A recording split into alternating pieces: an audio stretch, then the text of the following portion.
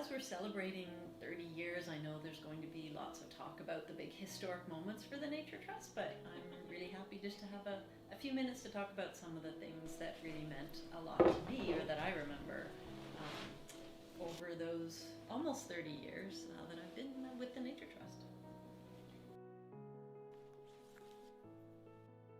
This is Ian McLaren, who is one of my favorite people in the world. I first was hired and he knew me at Dal and helped give me the confidence that I could be the person that could take this vision that this group of volunteers who created the board and sort of established the Nature Trust, they needed someone who would step in and figure out, okay, what now? How do we actually make this happen?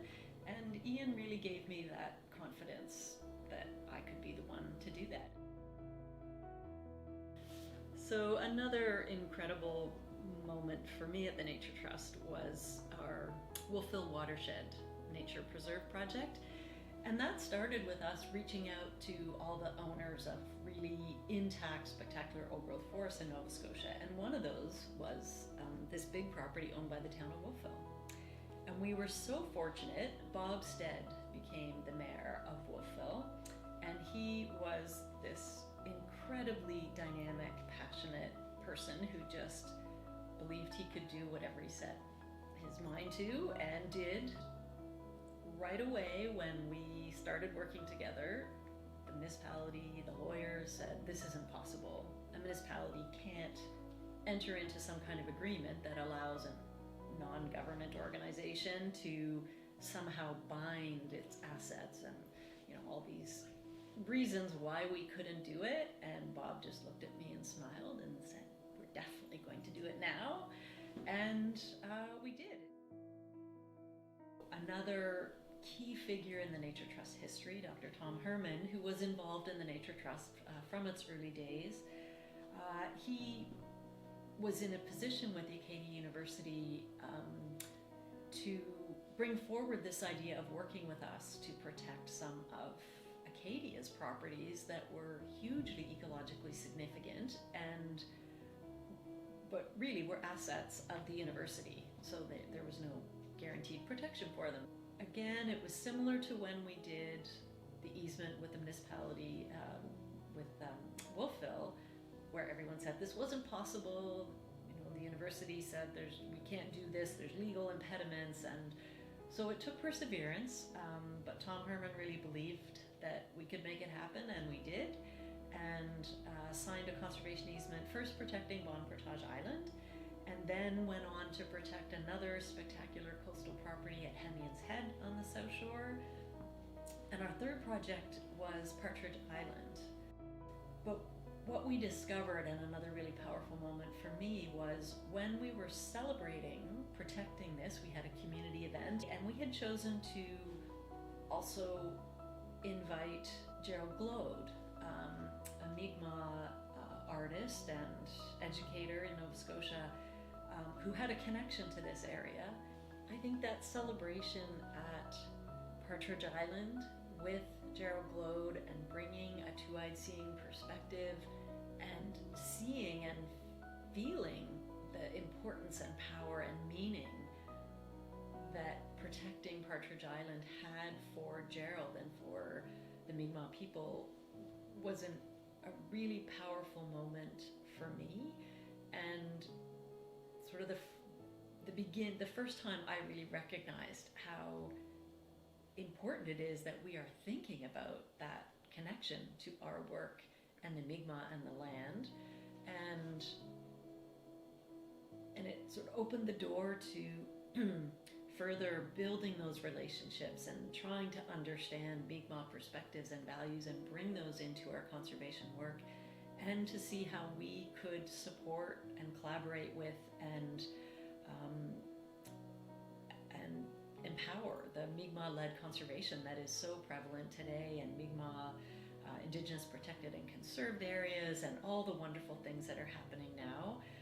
For me, sort of the seed was planted at this event at Partridge Island, and being in that sacred place.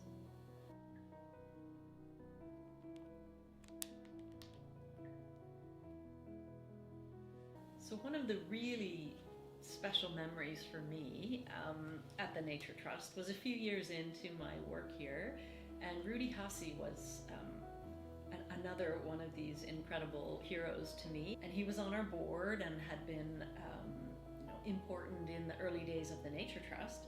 But one day he came into the office and threw an air photo of Shelter Cove onto my desk and said, "How would you like to protect that?"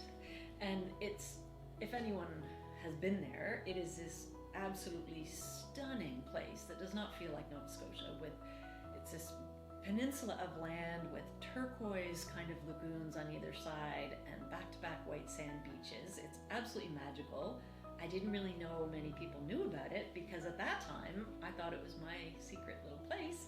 I'd been sea kayaking there multiple times. It was a place I loved to go, and never saw anyone else out there. And looking at this photo that he put on my desk and thinking that the Nature Trust could actually protect this place. It was the first time we were protecting something that I actually knew personally, and a piece of land, and just that idea that this organization I was working for could actually protect this piece of land forever, it somehow made things so much more real for me, and opened up a whole new sort of world of possibilities for the Nature Trust, I think, in my mind. And it did, because of course Shelter Cove is in the 100 Wild Islands, and it didn't happen at that time, but years later we had protected Shelter Cove and also Shiprock Islands with Rudy. And we had another sort of chance encounter where someone had reached out to us asking if we were interested in working with him to protect some coastal land in Nova Scotia. And that turned out to be Paul Gauthier, who went on to become our most significant donor ever, helping to make the whole 100 Wild Islands campaign possible.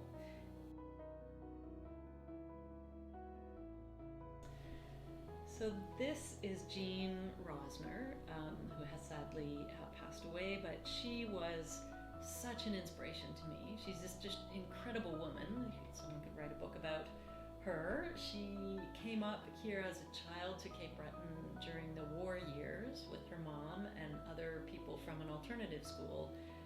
And she had this vision of protecting a vast wilderness along the shores of Western Cape Breton.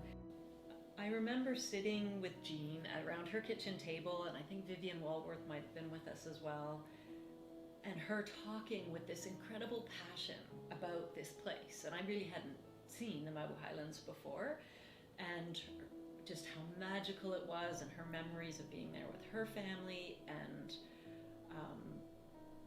what it would mean if we could keep this land protected. And she fought for decades trying to protect it from development. And then we walked back on her property up through old growth forest and this incredible brook, and could see out over this landscape that she was talking about. And it was contagious. I totally understood that passion, and looking at maps too with her, the maps of all of the lands that could be protected. I mean, at the time, I don't think I really understood how the little Nature Trust could protect thousands of acres, but the seed was planted there, and I know she had that vision.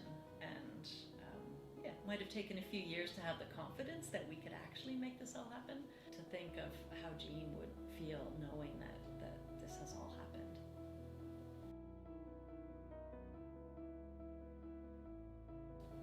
I still remember the day that I was at home, back in the days of landlines, and the phone rings, and someone says, "Hello, this is Farley Mowat speaking," and asked if I'd be interested in protecting his land in Cape Breton. And I totally thought it was my partner Sean, or one of our friends playing a joke on me, and luckily I didn't say anything obnoxious, but it took a while through the conversation to even understand how would Farley Mowat even know what we are and have my phone number. But apparently the wonderful Rudy Hasse is the person who connected us, and Farley was just passionate about his land in Cape Breton. I was dumbfounded for, probably the whole time I got to know Farley, but so what an incredible opportunity for the Nature Trust, not just to get to know Farley Mowat. I remember him teaching the whole staff how to howl like a wolf, but someone who we all looked up to so much as this environmental icon, the person who spoke for nature for so many years, and the fact that he saw the Nature Trust as an important partner to him in fulfilling his vision, which after he was gone, he wanted to ensure that there was a steward to look after his land in Cape Breton. Came about because of the same thing that powers the Nature Trust, is just very passionate people who dream big, and whose belief that if